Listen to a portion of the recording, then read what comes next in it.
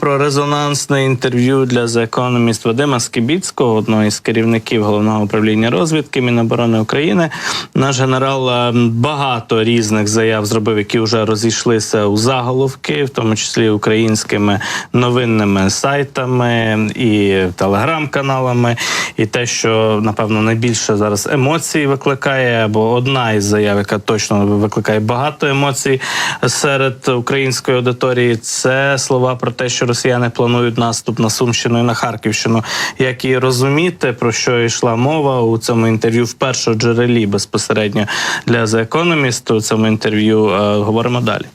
Дійсно, говорив Вадим Скибіцький дуже відверто цього разу і говорив про те, що дійсно росіяни мають плани і планують наступ найближчим часом. І кажуть у нашому ГУР, що Росія готується якраз до наступу на Харківщині та на Сумщині.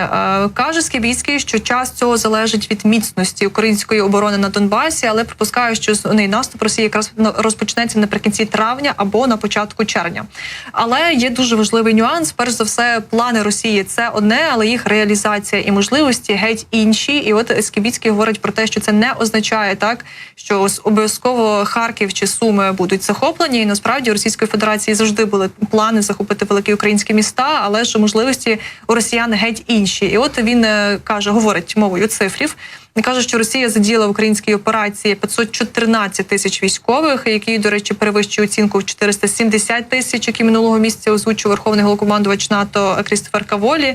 І каже також, що північне групування Росії, наприклад, яке базується по той бік кордону від Харкова, наразі налічує 35 тисяч осіб, але планує розширитися до 50-70 тисяч військовослужбовців. Також Росія формує там інші дивізії, резервів і таке інше, але яких вони можуть додати до основних сил, але все ще всіх цих цифр, формувань і такого іншого недостатньо для операцій з захоплення великого міста.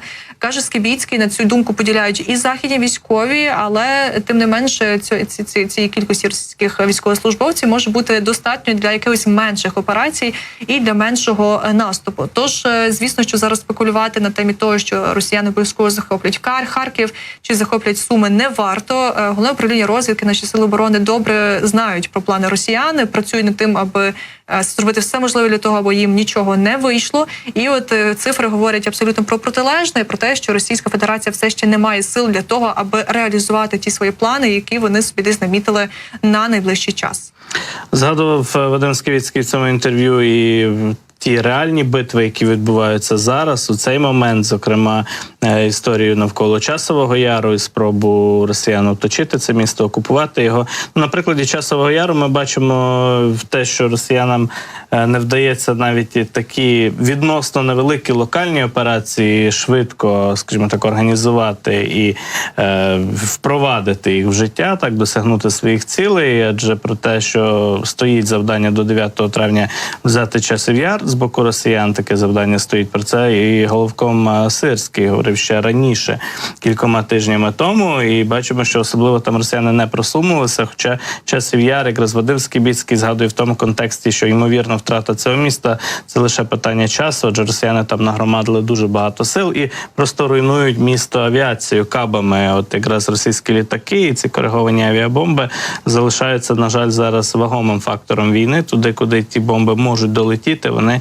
дуже багато шкоди наносять. І Сумщина, Харківщина так само постійно під цими ударами російської авіації перебувають. Ну, а ще росіяни похваляються тим, що в них є там і новітні різноманітні розробки в авіації, що в небі в них є абсолютна перевага, так би мовити. Це більш така гра м'язами, це більш така спроба створити психологічний ефект. І якраз на це реагують і в наших повітряних силах. З'явився коментар, зокрема, стосовно от російського новітнього винищувача, яким росіяни так хваляться, йде мова про Су-57.